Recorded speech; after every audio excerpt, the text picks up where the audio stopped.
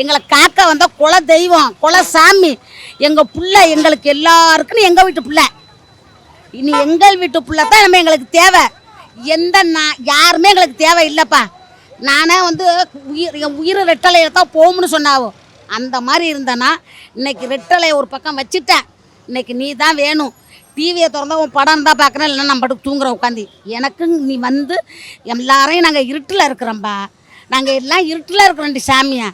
நீ வாரதெல்லாம் பெருசில், எங்களை கொண்டாந்து வெளிச்சத்தில் விட்டுட்டா போதும்பா. இந்த இருட்டு நம்ம எங்களுக்கு தாங்க முடியாதுப்பா. ரோட்டில் பொம்பளை பிள்ளை நடக்க முடியலை. பொண்ணு தாய்க்காரி இன்னொருத்தனை வச்சுட்டு பிள்ளைய கொண்டு போடுறான்.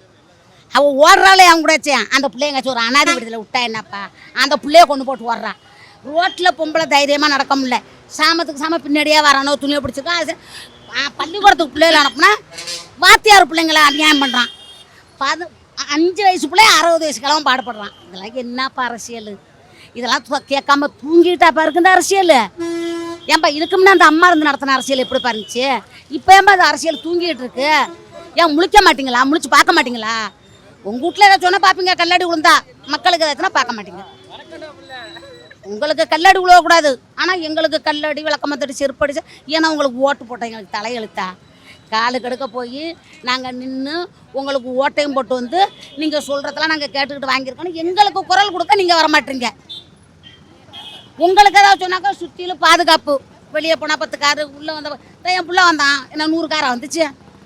ஏன் வாரத்துக்கு விட மாட்டேன்? ஏன் பயப்படுறீங்க?